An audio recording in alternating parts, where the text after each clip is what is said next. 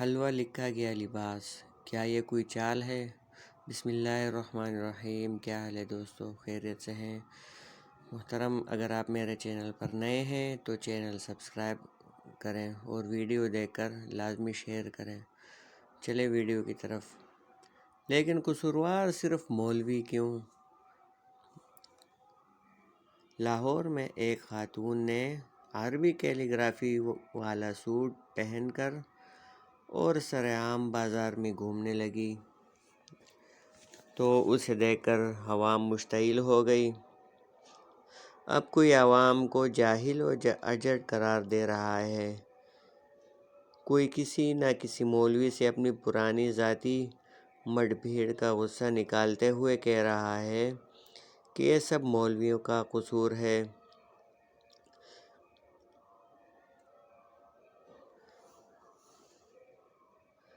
کیا کسی نے اس عورت سے اتنا سا سوال بھی نہیں کیا کہ وہ ایک مسلمان عورت ہے اور مسلمان گھرانے کی ہے؟ قرآن کے الفاظ اس نے بھی دیکھے ہوں گے، عربی کا رسم الخط وہ بھی جانتی ہوگی۔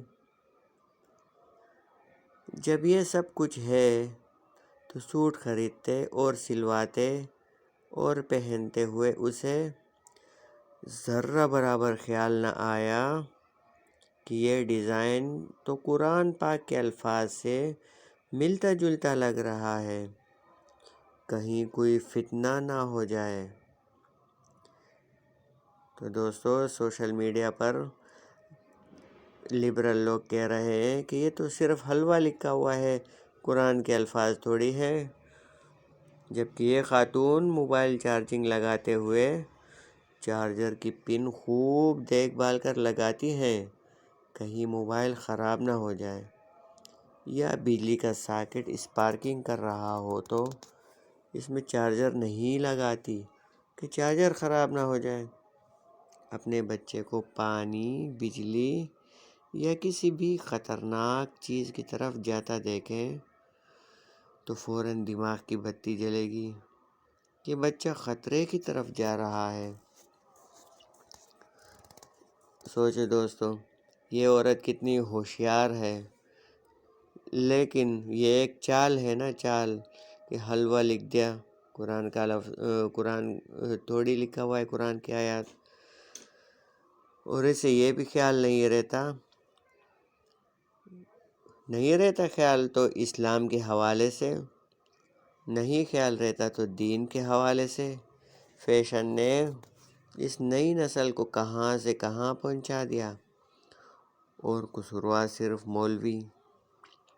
آج حلوہ لکھ کر پہنا ہے، کل سعودیوں کی طرح کلمہ لکھ کر پہنیں گی اور کہیں گی کہ یہ تو سعودی پرچم ہے، کلمہ تو نہیں ہے۔ یا پھر موسیٰ لکھ کر پہنیں گی اور کہیں گی کہ یہ تو میرے شوہر کا نام ہے۔ یا پھر محمد لکھ کر پہنیں گی اور کہیں گی کہ یہ تو میرے بیٹے کا نام ہے۔ کتنی خطرناک بات ہے، استغفر اللہ۔ دوستو، مولوی کے پیچھے پڑنے والوں، کچھ انجام کا بھی سوچو۔ یہ بات درست ہے کہ یہ قرآنی آیات نہیں تھی، مگر غور فرمائیے، یہ عورت بگڑی ہوئی نسلوں اور لباس کی فٹنگ سے مغرب کی ترویج کر رہی تھی۔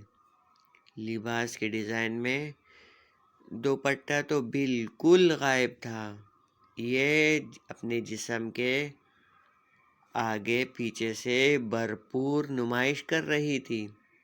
اس قسم کے کرداروں کی ابھی سے روک تھام ضروری ہے۔ دیکھیں یہودیوں کی چال۔ تو دوستو، آپ بھی اس کا بائیکاٹ کریں۔ سعودیہ والے جو کر رہے ہیں آپ ان سے مطلب نہ رکھیں، کام وہ بھی غلط کر رہے ہیں۔ بہرحال یہ پاکستان اسلامی ملک ہے، اس میں اس چیز کی روک تھام ضروری ہے۔ کوئی مذہبی جنونی کہہ رہا ہے، کچھ کیا کہہ رہا ہے۔ والسلام۔